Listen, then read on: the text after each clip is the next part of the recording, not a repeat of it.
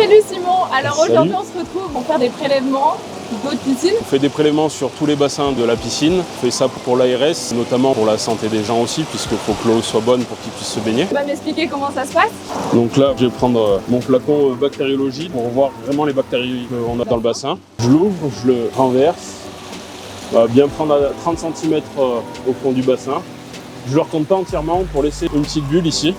Ok. Parce que le flacon contient un réactif qui s'appelle le thiosulfate qui permet d'arrêter l'effet du chlore. Le chlore, c'est la désinfection de la piscine. On laisse une bulle pour pouvoir l'agiter et que le thiosulfate se mélange bien à l'eau.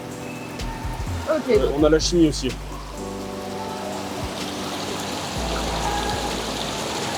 Et là, pour le coup, il faut essayer de ne pas faire de bulle Donc là tu le remplis à ras-bord. à ras-bord. Voilà. Je vais profiter d'être dans le bassin ici pour prendre ma température. Là ça va te servir à quoi d'avoir la température de l'eau? Si elle est trop élevée, il y a plus de risque d'avoir de bactéries. Voilà, donc au bord du bassin, on a terminé.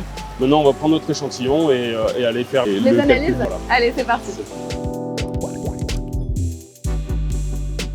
À Terrana, nous utilisons deux techniques pour trouver la présence de bactéries dans une eau de piscine. L'une d'elles est l'incorporation. On fait une incorporation, c'est-à-dire qu'on va mettre 1 ml d'eau de piscine dans la boîte de pétri et ensuite on y rajoute le milieu de culture qu'on appelle GEL. C'est de la gélose, donc en fait comme de l'agar-agar, ce qu'on trouve dans les bonbons, D'accord. avec des nutriments qui vont aider à faire pousser les bactéries. Je remue pour mélanger l'eau avec le milieu et ensuite on va l'incuber à 37 degrés pendant 48 heures. L'autre technique est la filtration.